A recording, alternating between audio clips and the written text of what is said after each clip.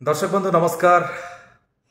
संसार को नहीं गोटे सुंदर कथाटे आशा करुछि आम समस्त काम कथाटी आसीबो। थरे गोटे अंचल रे जड़े पंडित थिले, बहुत ज्ञानर से अधिकारी, बहुत गुणर से अधिकारी, किंतु तांको भितरे गोटे छिद्र बा तांको भितरे गोटे कथा तांको कहीं ना कौनसी बाटरे असुंदर करुला। अर्थात से महाकोपी थिले, बहुत रागुले, टिके टिके कथारे से रागी जाउथिले।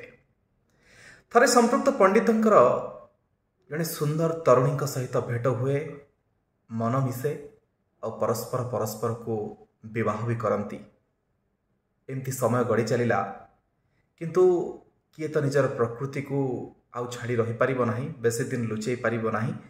और वैवाहिक जीवन रे मध्य पंडित जनक खूब रागिबा आरंभ कले।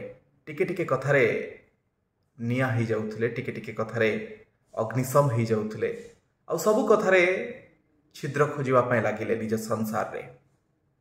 किंतु अति सौभाग्यवशत तांको पत्नी, से सुंदरी पत्नी किंतु कौनसी कथारे रागु नथुले, नम्रतार सहित सबु कथा को शुणुथुले और निज भितर पुरेकी हजम कर दउथुले। केबे भी प्रतिक्रियाशील होई नाहंती पंडित स्वामींकर कथारे।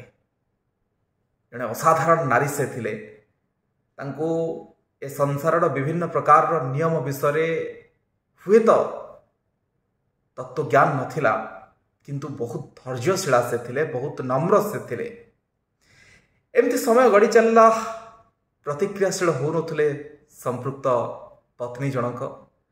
धीरे धीरे पंडितों को कहीं एमती लगिला जे मु रागुछि कौन पाई, मु जोथि पाई रागुछि और जहाँ उपरे रागुछि सी तो मो कथा को हल्का रे नहीं कि किछि भी प्रतिक्रियाशील हो नाही, तो मु रागुछि कहीं और निजर कहीं क्षति करुछि, निज मन भीतर संताप को, निज मन भीतर क्रोध को कहीं आहुरी अधिक बढ़ुछि।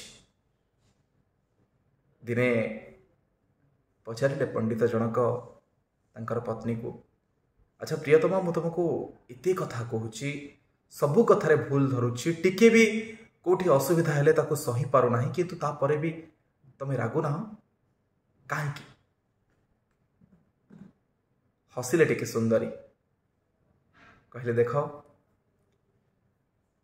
रागिबा तुम स्वभाव एक कथा मु जानिछि, आउ तमे रागुछ काहे की ताहा भी मु जानिछि, किंतु तम राग उपरे मु जदि पुणी रागी थांती बा प्रतिक्रियाशील होई थांती बा रागर निया सहित आउरी किछि निया को संजोग करि थांती, से पूरा नियाटा आम संसार को छारखार कर दे थांता। ताले रागी की लाभ कौन? तो पानी दरकार निया को, ना निया को नियार आवश्यकता अछि। अति चमत्कार कथा। बोधवे संपृक्त नारी जनक, संपृक्त सुंदरी पत्नी जनक एतिकी कथा बुझी थिले बोली अति सुंदर भावरे आगामी अनेक वर्ष जाए तांको संसारटी अतिबाहित हैला और सेमाने भलरे परस्पर को बुझिकी आगो को बढ़िले। तेणु निया सहित नियार संजोग आउ एक विराट निया को डाकी आड़े आउ एक विराट ध्वंसाभिमुखी आड़ को समस्त को नहीं जाए, किंतु निया को पानी रो आवश्यकता अछि। अति सुंदर कथाटे पंडित एवं तांको पत्नी को नहीं आशा करछि आम समस्त काम रे कथाटी लागिबो।